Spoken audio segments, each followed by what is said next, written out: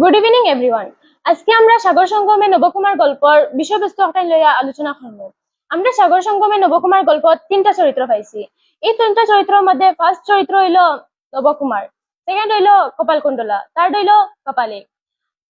নবকুমার তার সঙ্গী হলোর লগে গঙ্গাতীতত গেছলা। এরপরে গঙ্গাতীত যাওয়ার পরে তাই রান্নার কাজ সংগ্রহ করা লাগি জঙ্গলও তান একলা যাওয়া লাগছিল। আর একলা যাওয়ার লাগি তাই জঙ্গল রান্নার কাজ সংগ্রহ লইয়া আইতে তান একটু লেট হয়েছিল। অটাইম দেখিয়া তান সঙ্গী ভাবছেন যেন তান্ডে বাগে খাই লাইছে মনে হয়। তান যখন কাঠ লইয়া আইসেন তখন তাই দেখছেন যেন তান বন্ধু হল গেছেন গিয়া। ওখান দিকে তান ওখান ভাবছেন যেন হয়তোবা জোয়ার আইয়া তারা নৌকা একটা লইয়া গেছে গিয়া বা দেওয়ে নৌকা বাসায় নিচে কি কিছুক্ষণ পরে তারা আবার আইসেইবা। কিন্তু তারা যখন আইসেন না আর এদিকে সন্ধ্যা হয়ে যায়, অর্থাৎ দেখিয়া তাই প্রচুর তানোর খিদা লাগছে। তাই ক্ষুধার তৃষ্ণার তাড়নায় তাই বালিয়াড়ির গায়ে পিঠ দিয়া ঘুমাই গেছেন। রাত্রে ঘুম ভাঙ্গার পরে তাই বহু দূরে এক আলোক বিন্দু দেখছেন। এই আলোক বিন্দু দেখিয়া তাই ভাবছেন একটা হয়তো বা তান চকুর ভ্রম হইতে পারে। অত লাগি তাই আলোক বিন্দু অথবা তাই চাওয়াত রয়েছেন যাতে একটা আড়াইয়া না যায়। আর বহু কষ্টে তাই অথবা অর্থাৎ উৎস স্থানে গিয়া পৌঁছিছেন। উৎস স্থানে পৌঁছিয়া তাই এক কাপালিকে দেখছেন একটা মরা দেহর উপরে বোয়ার। আর তানোর সাইডো পাশে দি রক্ত আলা জিনিস সাইডো সাইডে দি রয়েছে। আর মানুষের হাড় ওটা সাইডো সাইডে দি ফেলায়। একটা দেখিয়া তাই ভাবছেন ইনো তাই তাহতা কি না ইনটিকে তাই যেটা গিয়া। তখন কপালিকার ধ্যান ভাঙ্গিছে। ধ্যান ভাঙ্গার পরে কপালিকে নবকুমার ডে দেখিয়া জিজ্ঞা করছেন কস্তং। কস্তং মানে কি তুমি কেন হইতে পারবাই না। অত কস্তং হওয়ার পরে তাই কইছেন ব্রাহ্মণ, মানে তাই একজন ব্রাহ্মণ সন্তান। হওয়ার পরে কপালিকে কইছেন তান্ডে অনুসরণ করার লাগিয়া। পরে নবকুমার কপালিকে অনুসরণ করিয়া তান কর্ণকুটিরে গিয়া পৌঁছিছেন। কর্ণকুটিরে পৌঁছার পরে কপালিকে তান্ডে এক কলসি জল আর কিছু ফলমূল খাইতে দিছেন। আর তাই কইছেন বাঘর চামড়া রাখা আছে, অটাইন তো তুমি রাতকে যদি ঘুমাইতে চাও রাত্রে অটাইন তো তুমি ঘুমাইতে পারবা। পরে নবকুমার ও জল আর ফলমূল খাইয়া তাই ঘুমাই গেছেন। ঘুমানোর পরে পরদিন ঘুম থেকে উঠার পরে তান আবার ক্ষুধা লাগছে। ক্ষুধার কারণে তাই জঙ্গলও গেছে। জঙ্গলও গিয়া তাই একটা রমণীর সাথে তান দেখা হয়েছে।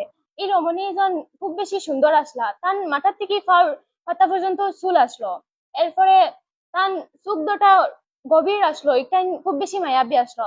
তাই রমণী এজনকে দেখিয়া নিজের বাক শক্তি হারাই লইছেন। এরপরে রমণী তান্ডে জিজ্ঞাসা করছেন যে প্রতীক তুমি কি পথ হারাই আছো। একটা এক্সামও খুব বেশি কোয়েশ্চেন আয়, প্রতীক তুমি পথ হারাইছো উক্তিটি কার। এরপরে তাই কোনো আনসার দিছেন না। আনসার না পাইয়া রমণীয়ে নবকুমারে কইছেন তান পদাঙ্ক অনুসরণ করা লাগি। পরে রমণীরে অনুসরণ করিয়া নবকুমার পুনরায় পুণ্যকুটিরে আইয়া পৌঁছিছেন। এরপরে তানোর লগে কপালিকর দেখা হয়েছে। কপালিকর দেখা হওয়ার পরে তাই কপালিকরে কইছেন বাড়ি যাওয়ার, তাই বাড়ি যেতা। এরপরে কপালিকরে বাড়ি যাওয়ার ইচ্ছা প্রকাশ করলে কপালিকে কইছেন তান্ডে অনুসরণ করা লাগি। পরে নবকুমার যখন কপালিককে অনুসরণ করিয়া যাওয়াত লাগছেন তখন তানোর লগে আবার পূর্বদিনের সেই রমণীর দেখা হয়েছে। রমণী তান ফির স্পষ্ট করিয়া মৃদুস্বরে কইছেন কোথায় যাইতেছো, যাইও না, ফিরিয়া যাও, পলায়ন করো। অর্থে শোনার পরে তানোর লাগছে যে একটা বয় সঞ্চয়কারী বাক্য। বাট তাই এটা থেকে এখান থেকে তাই পলাইয়া যাইবা এখান তাই ভাবছেন না। কারণ তান মনে ওখান আইছে যে কপালিক মানুষ আমিও মানুষ, সেদিন দুদিন বাঁচছি আজকেও বাঁচিমো তখন হইয়া তাই গেছেন গিয়া।